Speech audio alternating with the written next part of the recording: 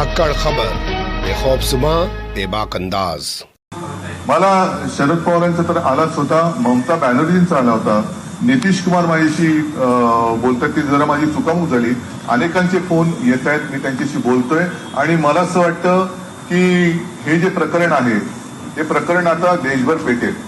कारण आज एका पक्षावरती पाळी आणल्यानंतर उद्या सुद्धा बाकीचे पक्ष याच पद्धतीने ते संपवतील की काय ही भीती नागरिकांच्या मनात आहे. आणि मग देशातली लोकशाही जिवंत ठेवायची असेल तर ती लोकशाही 150 वर्षांच्या इंग्रजांच्या गुलामगिरीनंतर फक्त 75 वर्षच देशात शिल्लक राहिली होती का, असा प्रश्न आपल्याला भावी काळ विचारेल.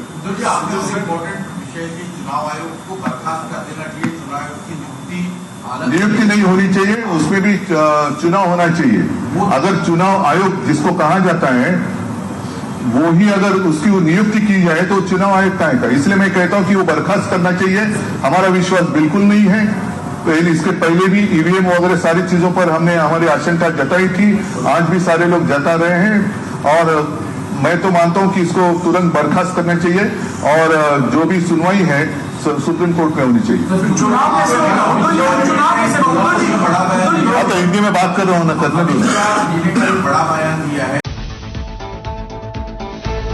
देखो जो देश की जनता है ना वो एकदम निस्वार्थीपणाने आणि प्रामाणिकपणाने बघत असते. याच्यामध्ये जर का असे लोकशाहीचं वस्त्रहरण करणारी लोक पुढे येत असतील तर लोक मला नाही वाटत त्यांना थांबेल. कोणी भगतसिंग कोश्यारी आता तेहरानला जाऊन त्याला मन आहे, त्यांचं म्हणणं आहे की उद्धव ठाकरे खूप सज्जन व्यक्ती आहे, संत आहे. अरे वो तो संत आहे. शकुनी मामा त्यांच्या कुंभलमधून ते फसलेले होते असे त्यांचे आमदार आम्हाला सांगत होते. जाऊ द्या, गेलेल्याबद्दल वाईट बोलू नये. ते आता त्यांच्या घरी गेलेत तर त्यांच्याबद्दल आता कशाला वाईट बोलू, त्यांना त्यांचं आयुष्य मजेत घालू द्या.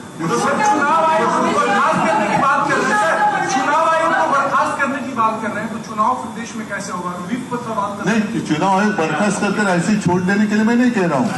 चुनाव आयोग के भी चुनाव होने चाहिए. जैसे एक न्याय वृंद की हमने बात की, जिस तरीके से सुप्रीम कोर्ट के जज नियुक्त किए जाते हैं उसी तरीके से कुछ एक यंत्रणा होनी चाहिए. मेरी मन की बात कुछ भी मैं करूं नहीं चलेगी, मेरी मर्जी नहीं चलेगी. जो 15 विधायक है और जो विप की जो बात है उसको लेकर कहीं जो शंका है उसको एक क्लैरिटी चाहते हैं. उनका दावा है कि विप लागू होगा. बिल्कुल नहीं होगा, बिल्कुल नहीं होगा. क्योंकि जब से विवाद शुरू हुआ तब चुनाव आयोग ने 2 गुट को मान्यता दी. 2 गुट को अलग अलग नाम दिए गए, अलग अलग चिन्ह दिए गए. और हालांकि जो मैं बात कह रहा हूं कि ऐसे आज तक कभी हुआ नहीं कि जो मूल चिन्ह और जो नाम रहता है वो किसी एक गुट को दिया नहीं गया. होने की संभावना अधिक है, हमें कोई खतरा नहीं.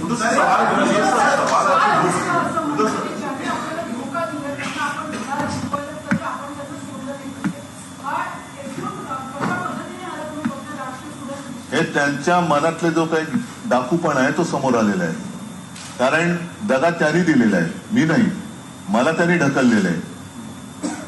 2014 युती मी नव्हती तोडली, 2014 युती त्यांनी तोडली होती. 2019 सुद्धा 2.5 वर्षाचं एक आमच्यात जो करार झाला, जी मी खुलेआम शपथ घेतली, माझ्या आई वडिलांची शपथ घेतली, त्यानुसार जर झालं असतं केस की जाएगी चुनाव आयोग पर.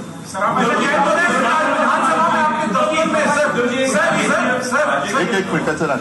एक राजकीय विश्लेषण असं केलं जातं की 2019 मध्ये तुम्ही मोदी शहाची राजकीय शत्रुत्व घेतलं, काँग्रेस एनसीपी बरोबर गेला, महाविकास आघाडीचे मुख्यमंत्री झाला, याची मोठी राजकीय किंमत तुम्हाला मोजावी लागली.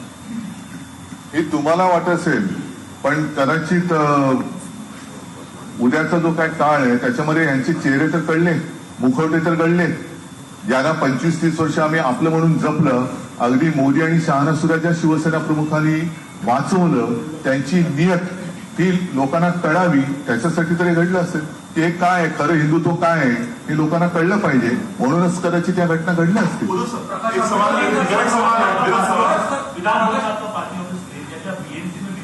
बीएमसी तो अभी है कहा, बीएमसी तो विसर्जित हुई है. और बीएमसी हो या विधानसभा हो, विधानसभा में ठीक है थोड़े दिन के लिए मान सकता हूं जब तक वो निकाल नहीं आता, लेकिन बीएमसी में आज कोई पार्षद है ही नहीं, तो किस आधार पर आप चुनाव के लिए पार्टी के लिए ऑफिस देंगे?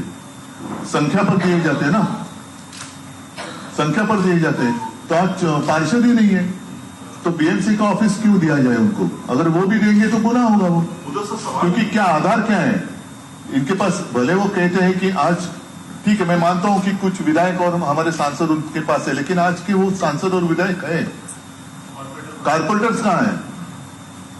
उनके बाथरूम के आसपास उनको जगह अगर देते हैं ठीक है, क्योंकि उनके पास पार्षद नहीं है, पार्षद ही नहीं है, इसलिए तो ऑफिस सील किए गए हैं, तो सील इनके लिए खोल लेंगे वो। एक सवाल मेरे सवाल दो है।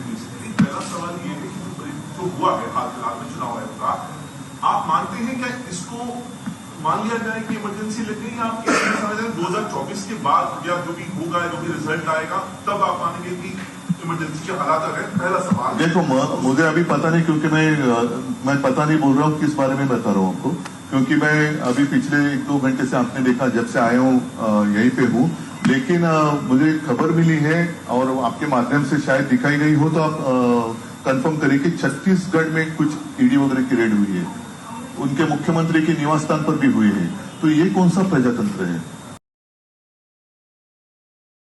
ये कौन सा प्रजातंत्र है? अच्छा, वैसे अगर देखा जाए उनके प्रेसिडेंट के ऊपर भी रेड पड़ी थी, तो इतनी डेमोक्रेसी क्या आपको मंजूर है? अगर डेमोक्रेसी आप मानते हैं और इसमें डेमोक्रेसी का हिस्सा मानते हैं, तो फिर यूएस की डेमोक्रेसी आपको मंजूर है क्या?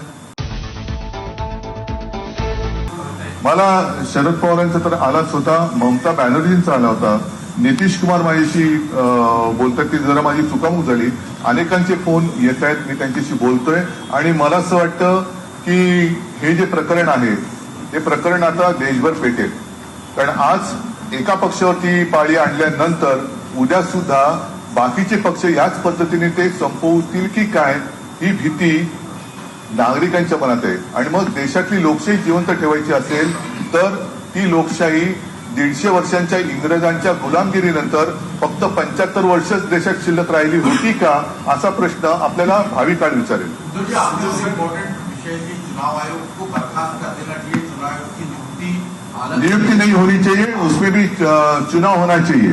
अगर चुनाव आयोग जिसको कहा जाता है वो ही अगर उसकी नियुक्ति की जाए तो चुनाव आयोग का है, इसलिए मैं कहता हूं कि वो बर्खास्त करना चाहिए।